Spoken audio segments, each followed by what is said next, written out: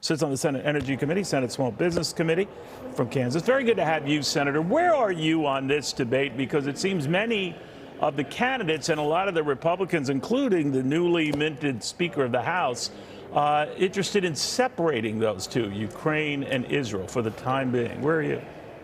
Well, Neil, they need to be separated. Look, Israel needs to be unequivocally supported. My fear is that in the next 2 weeks is that Israel is going to have 3 very active borders. In addition, down in Yemen, those folks, the Houthis, are able to launch rockets that reach Israel as well. We're going to see more and more action, I'm afraid, in Iraq and Syria. On the other hand, Ukraine is a 7 or 10-year war. Think about this just for a second, Neil. We've already, over 200,000 people have already died in Ukraine, 500,000 casualties. We need to be focused on a peace plan in Ukraine, but right now, Israel needs our help. They need it yesterday. They're about to be overwhelmed by their enemies. Any type of combining these two fundings is going to slow down the process. It's dead on arrival in the House, and it's going to massively slow down the process here in the Senate. We need to help Israel out yesterday. What does that mean, I guess, by extension for Ukraine? If I'm President Zelensky and I'm hearing this kind of talk, I'm worried that maybe we're pulling back.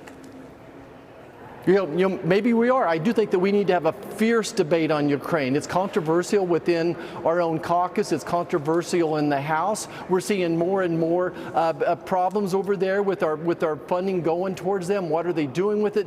Ukraine is struggling to find people to go fight the battle right now. The political class, the ruling class wants the fight. They want the war, but that war is going nowhere. On the other hand, Israel is rock solid here in the Senate and the House. The best president we could give Mike Johnson over in the House right now is funding for Israel and then some type of policy to secure our border.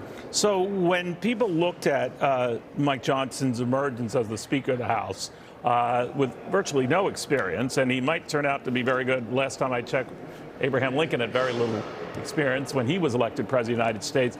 And I'm not equating the two, but there is concern now that if not for Donald Trump's support and the fact that the MAGA part of your party, it's proof that Donald Trump is the guy, and it is his party and no one else's. What do you say to that?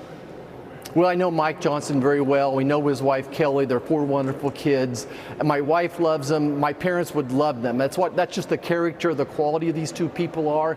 I believe for such a time as this, Mike Johnson has been called. I believe that you're going to see his goodness, his faithfulness, his gentleness. You're going to see this kinder, gentler approach out of the Speaker of the House over there. I think that he does have the ability to bring people together. He managed the largest caucus over there when I was there along with him, the Republican Study Committee. So I've worked with them hand in hand. I've seen him on a daily basis. However he's portrayed in the press, I'm telling you, he's a genuine person. He's even kinder and gentler in private. So is it Donald Trump's party right now?